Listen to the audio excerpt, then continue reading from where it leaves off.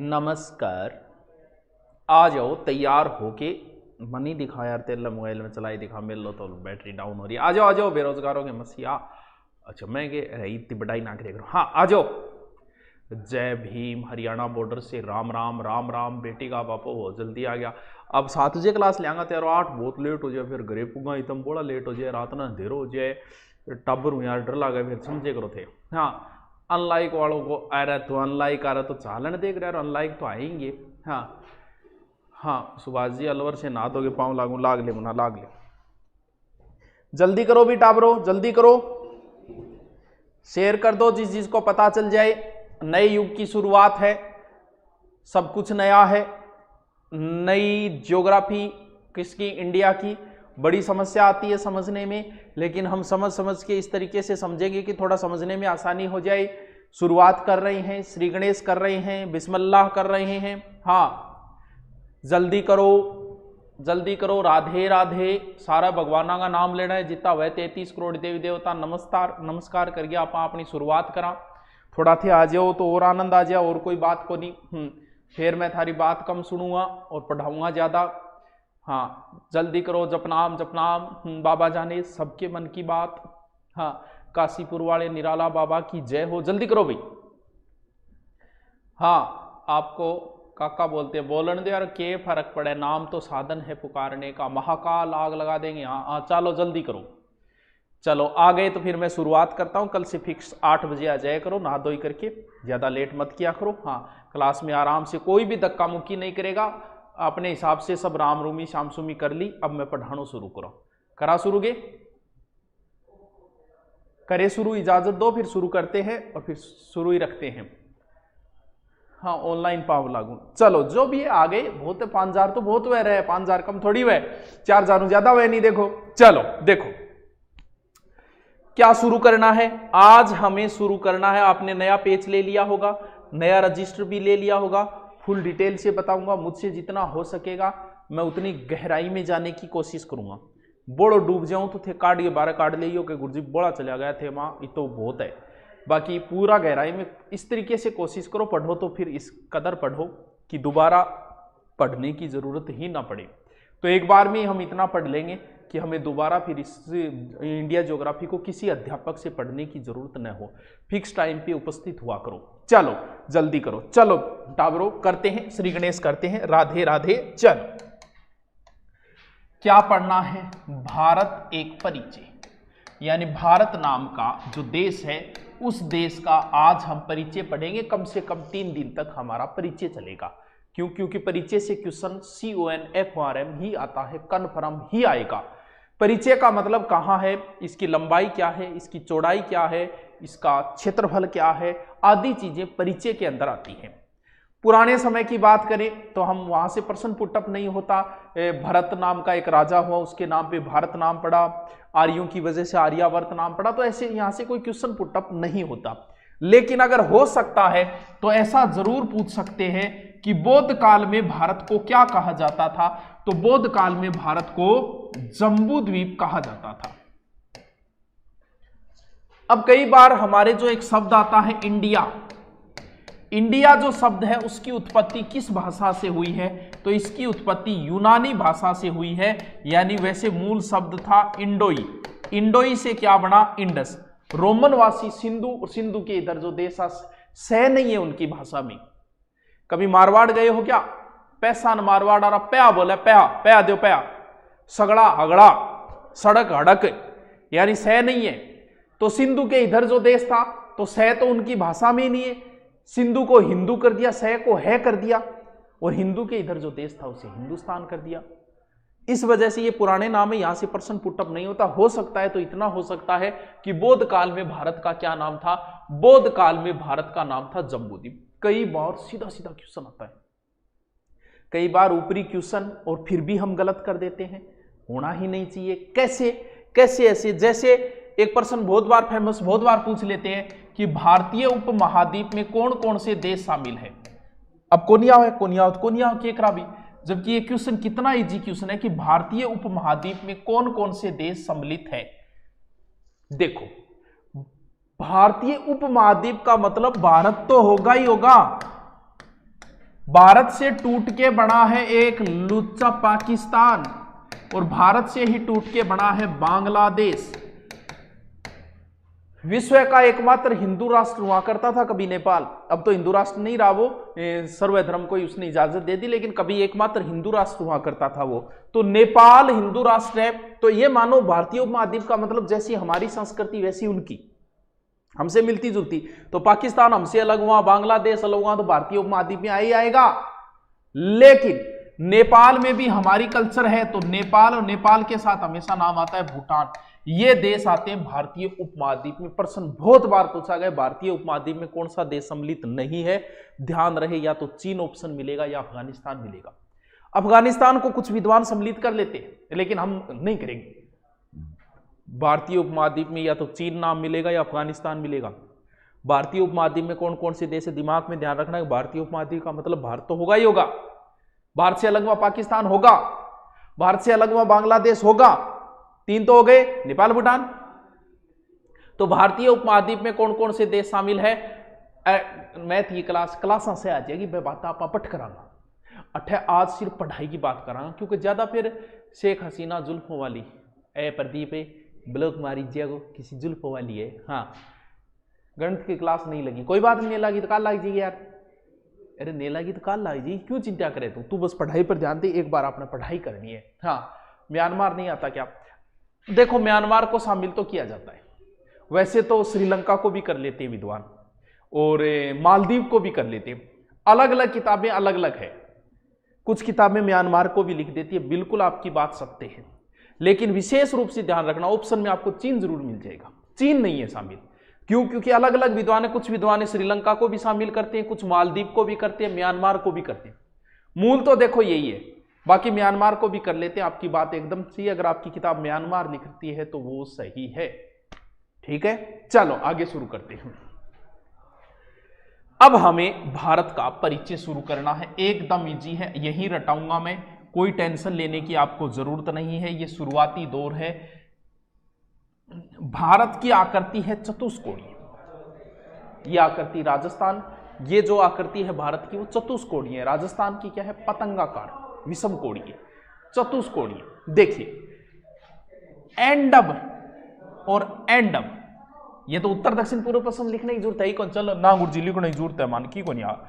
ले रहे ओले उत्तर, ओले दक्षिण, योले पूर्व, योले पश्चिम। लंबाई चौड़ाई, सीधे सीधे प्रश्न पुट होंगे, सीधा सीधा।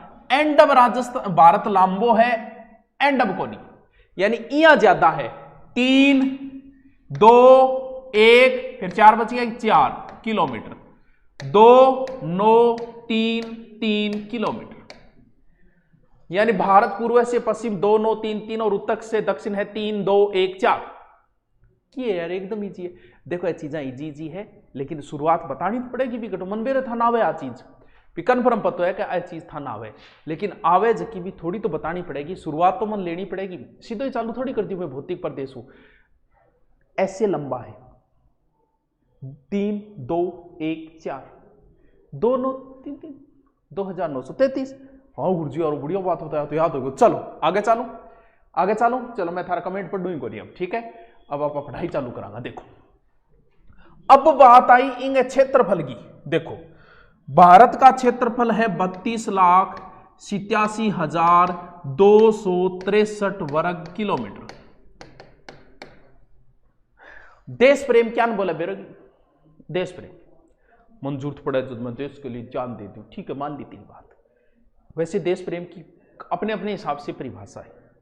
जो इस वतन से प्रेम करेगा, जो देश से प्रेम करेगा, उसे देश की हर चीज से प्रेम होगा, और जो देश से प्रेम करेगा उसे यह भी पता होगा भारत का क्षेत्रफल कितना है, भारत के पड़ोसी देश कौन कौन से हैं, भारत के उत्तर में जो हिमालय है वो हमारी किस प्रकार रक्षा कर रहा है, भारत की महत्वपूर्ण नदी गंगा की लंबाई कितनी, कहां से, मतलब आड़ू आड़ू देश प्रेमी हुए गोनी वो भी आ चीजा में तो रुचि ले लेगो। अगर तुम्हें थोड़ा बहुत भी देश प्रेम है तो और जान दो, कम से कम आते याद करो भारतीय लंबाई कितनी है, चौड़ाई कितनी है, क्षेत्रफल कितो है, स्थान कौन सो है भारत को, ए चीज तो याद करी इसको भी। हाँ गुरुजी मेरा देश प्रेम है, देश प्रेम है तो 4 बात तो याद करो, और तो बाद में करांगा।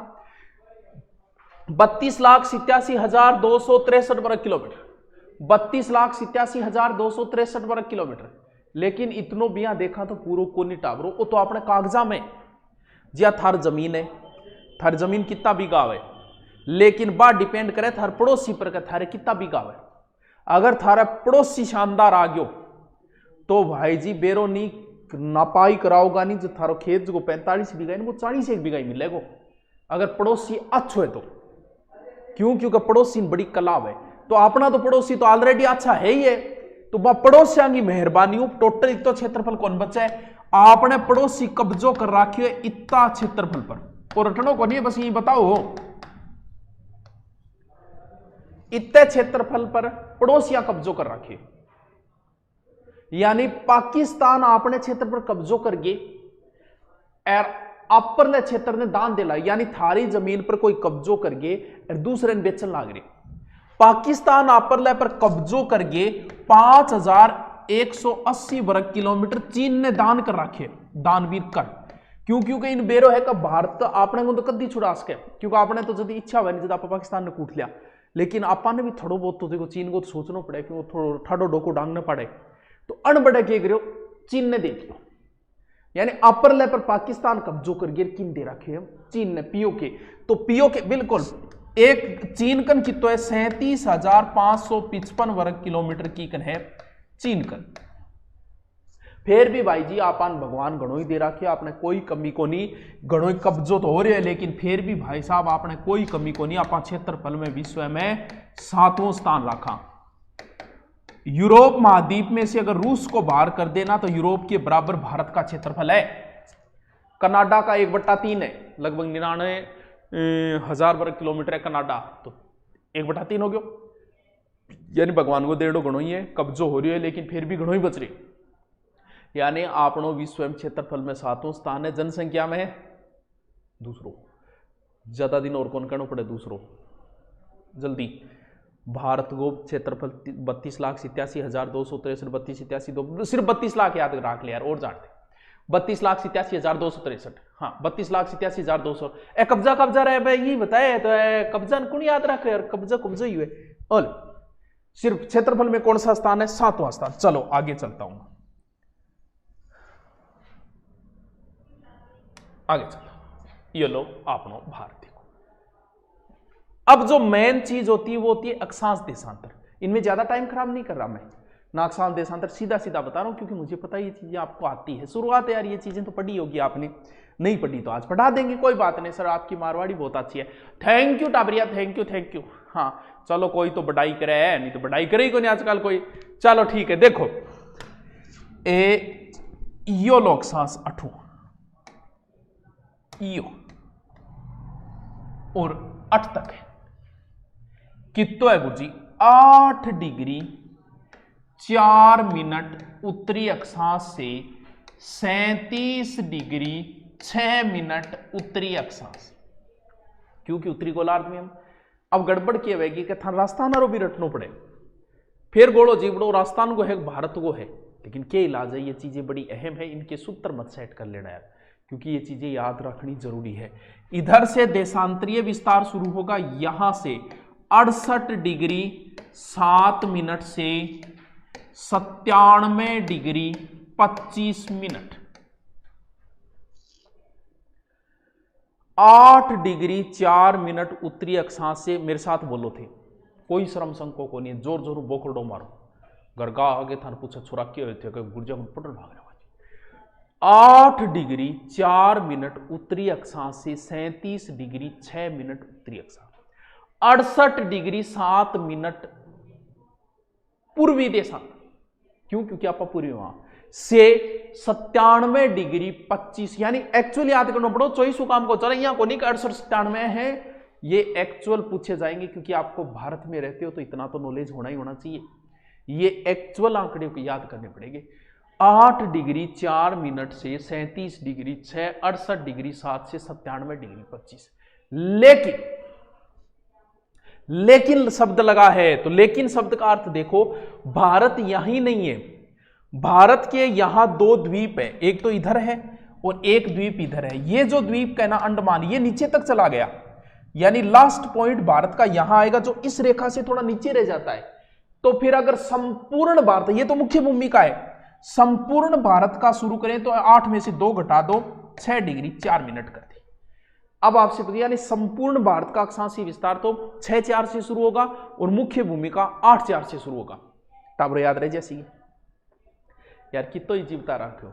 भारत को क्षेत्रफल उत्तर दक्षिण तक है 3, 2, 1, 4, 2, 9, 3, 3 इतो क्षेत्रफल बताया, फिर 32,87,263 बताया, फिर 8 डिग्री 4 से 37 डिग्री 6 और फिर 68 डिग्री 7 से 97 25, 8 4 37 6 और 68 एक्चुअली याद करना पड़ेगा 68 डिग्री 7 से 97 डिग्री 25। बताओ क्या समस्या है? तो को नहीं याद हो?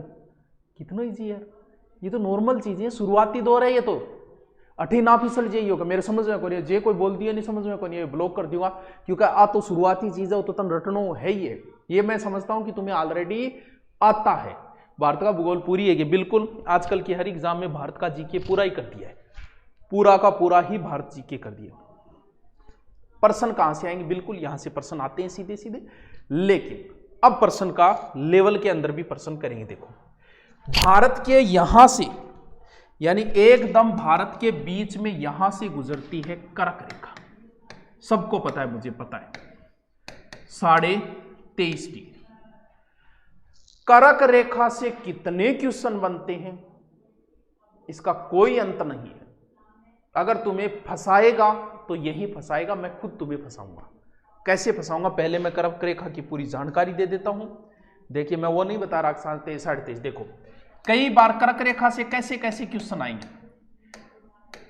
कर्क रेखा जो है वो भारत के 8 राज्यों से गुजरती है। 8 के 8 राज्य याद करना, मुझे पता है आपने याद कर रखा है, एक अच्छा इंटेलिजेंट बच्चा इनको याद कर लेता है। जिनके नहीं याद हो तो मैंने तो एक सूत्र है, सूत्र याद करो तो कर लेना। राम सिंह नाम का एक व्यक्ति था, कहां का था? झारखंड का था।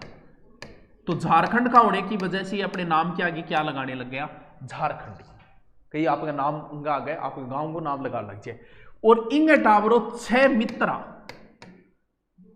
6 बैक्षा का पांगड़ा हा यानी पंगु के हा मित्र, ये 8 राज्यों का एक सूत्र है। राम सिंह झारखंडी के 6 पंगु मित्र यानी रा से राजस्थान, मध्य प्रदेश, झारखंड, छत्तीसगढ़, पश्चिम बंगाल, गुजरात, मिजोरम, त्रिपुरा, 8 राज्य मन पत्र थे, इतनों याद कर रखे। लेकिन अब मैं आपसे प्रश्न पूछूंगा जहां आपको पता चल जाएगा कि आपने कितनी गहराई के अंदर भारत का अध्ययन कर रखा है। इतने से काम नहीं चलता, इतना तो हर कोई कर रहा है कि टाबर याद करा कि जाम तो टाबर नहीं भी रहा है। भारतीय कर्क रेखा 8 राज्यों गुजरे, 8 राज्य, लेकिन थे तो बड़ा लोग हो, विद्वान लोग हो, बड़ी तैयारी करें। अब मैं कर्क रेखा से आए हुए आज तक के 3 प्रश्न पूछता हूं आपसे, यूपीपीएससी एग्जाम के अंदर आए हुए हैं, आईएएस एग्जाम के अंदर आए हुए हैं। अब आपकी औकात का पता चलेगा। चलो 3 प्रश्न मैं लिखता हूं, आप इनके उत्तर देख लेना। पहले ही मैं तीनों प्रश्न लिखता हूं। पहला प्रश्न क्वेश्चन नंबर 1, अगरतला, जबलपुर, उज्जैन, गांधीनगर, यानी कितने नगर है? में से कर्क रेखा के निकटतम है यूपीपीएससीएस 1999। इसका आंसर जल्दी से मुझे बताओ। नंबर 2 क्वेश्चन फिर लिखता हूं मैं, क्वेश्चन नंबर 2, दिल्ली, जोधपुर, कोलकाता, नागपुर में से कर्क रेखा के नजदीक, यानी प्रश्न में पूरा नहीं लिखे, शॉर्ट में लिख देता हूं, आप समझ जाओगे। यह प्रश्न आया था मेरे दोस्त आईएएस 2003। ठीक है, ठीक है, इसका आंसर बताओ। और क्वेश्चन नंबर 3, झारखंड, मणिपुर, मिजोरम, त्रिपुरा में से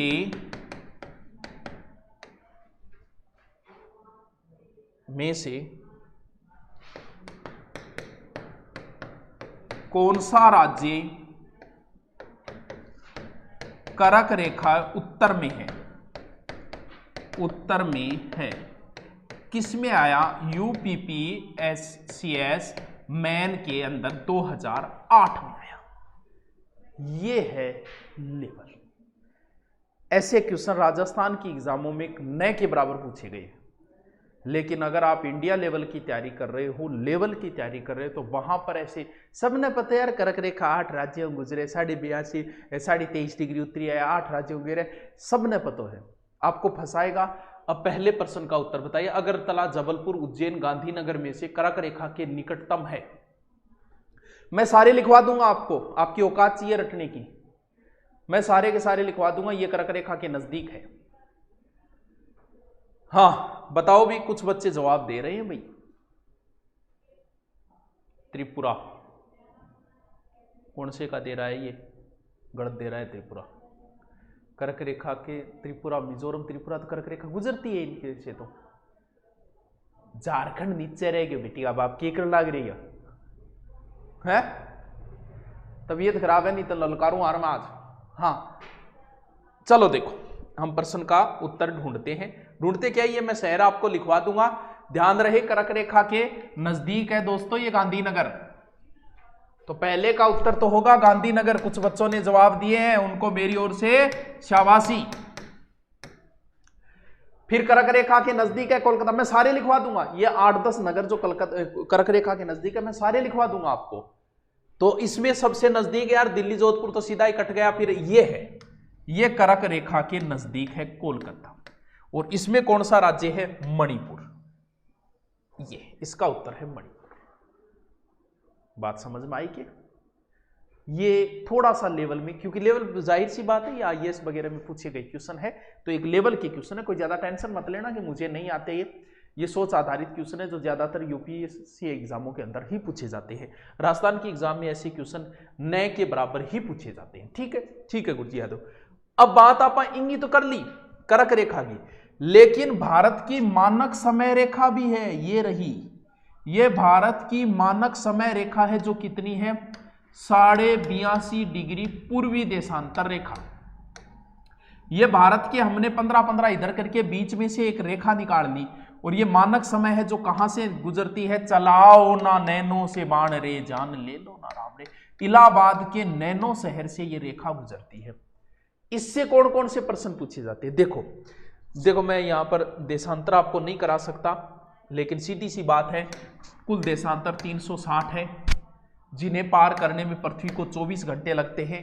360 देशांतरों को, तो बराबर कितने आए, 15। ठीक है, तो फिर 1 घंटे 1 मिनट, ये 15 घंटे, 1 मिनट में हो गए 15/60 बराबर 1/4, यानी 1 मिनट में एक देशांतर पार करने में 4 मिनट लगते हैं, 4 मिनट लगते हैं। तो अपना समय रेखा माना गया 82.5। तो देखो 82 को गुणो करो 4 से, शॉर्ट में बता रहा हूं मैं, 2 और जोड़ दो, जोड़ते टोटल ऐसे करोगे तो 5.5 घंटे आएंगे। मैं एक बार इनको सोल्व नहीं करा सकता, अक्षांश देशांतर को कभी स्पेशल लूंगा। बस इतना याद कर लेना कि ग्रीनविच रेखा से भारत 5.5 घंटे प्लस में है, 5.5 घंटे आगे। ये भारत की मानक समय रेखा है, जो कितने राज्यों से गुजरती है, यूपी, MP, छत्तीसगढ़, उड़ीसा और आंध्र प्रदेश, 5 राज्यों से गुजरती है। बफरी ऐसा कैसे हो गया यार, अभी देखते हैं बफरिंग कैसे आ गया यार, कोई समस्या ही नहीं नेट की। तो मिर्जापुर से, हाँ मिर्जापुर की नैनो से, अरे बफरिंग क्या आ गई है, अरे 1 मिनट अभी चेक कर लेते हैं बफरिंग किस वजह से हुई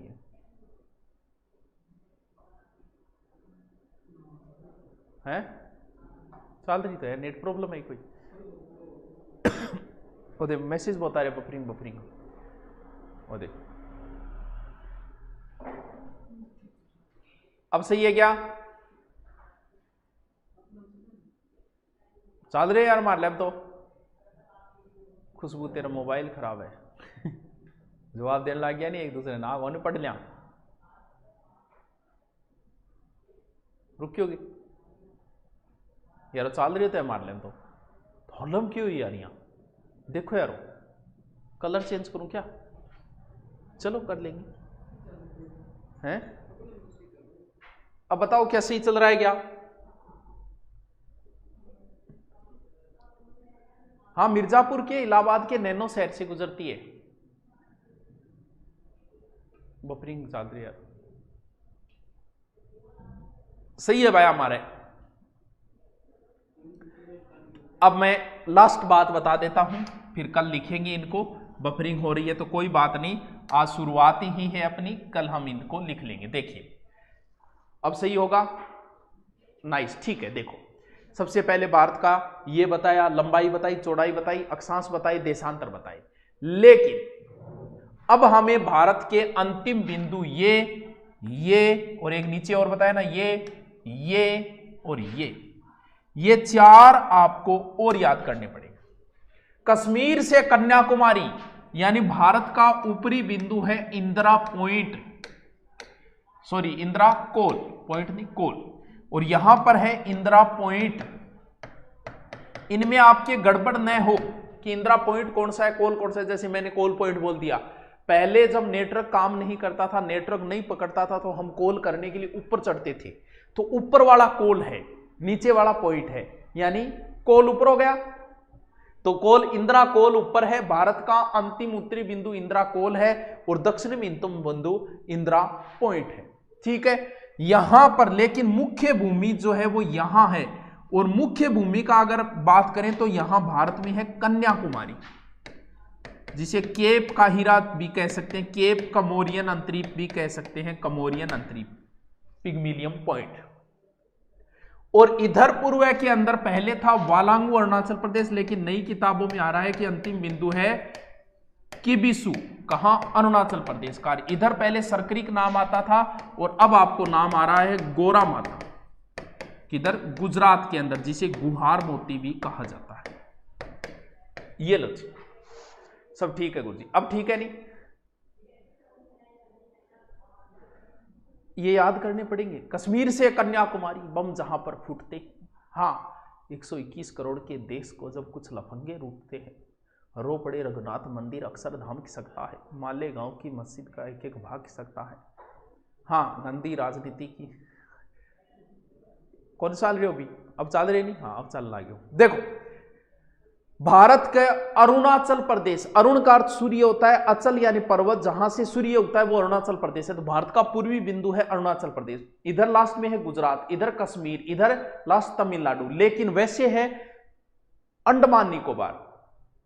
तो आराम से याद हो जाएंगे। आज मैंने कुछ ज्यादा नहीं बताया, मैंने शुरुआत की है, आज मेरी भी थोड़ी सी तबीयत खराब है, लेकिन मैं दोबारा रिपीट मार देता हूं। सबसे पहले मैंने भारत के बारे में बताया, भारत का क्षेत्रफल 32,87,263 वर्ग किलोमीटर है। भारत की लंबाई चौड़ाई 321429333, सीधा मेरे साथ रिपीट मार लो।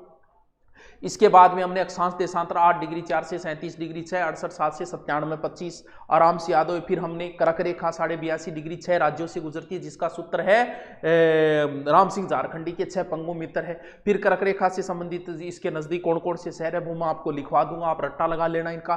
फिर 82.5 डिग्री जो भारत का मानक समय रेखा है, जो इलाहाबाद के मिर्जापुर के नैनो से गुजरती है, जो 5 राज्यों से, वो कर्क रेखा 8 से ये 5 राज्यों से गुजरती है। फिर मैंने अंतिम बिंदु बताई। अब बताओ कहां समस्या आई आपकी, क्या इतना नहीं याद कर सकते? आज वीडियो थोड़ी सी प्रॉब्लम आ गई होगी, चलो कोई बात नहीं, कल कर लेंगे हम, इसके आगे का हम करेंगे कल। तो बढ़िया रजिस्टर वगैरह तैयार रखना, रजिस्टर तैयार करके और कल से क्लास लेना शुरू कर देना, ठीक है? Okay, thank you. कल वही टाइम रहेगा, 7 बजे हम मुलाकात करते हैं। इतने के लिए good night. Okay, thank you.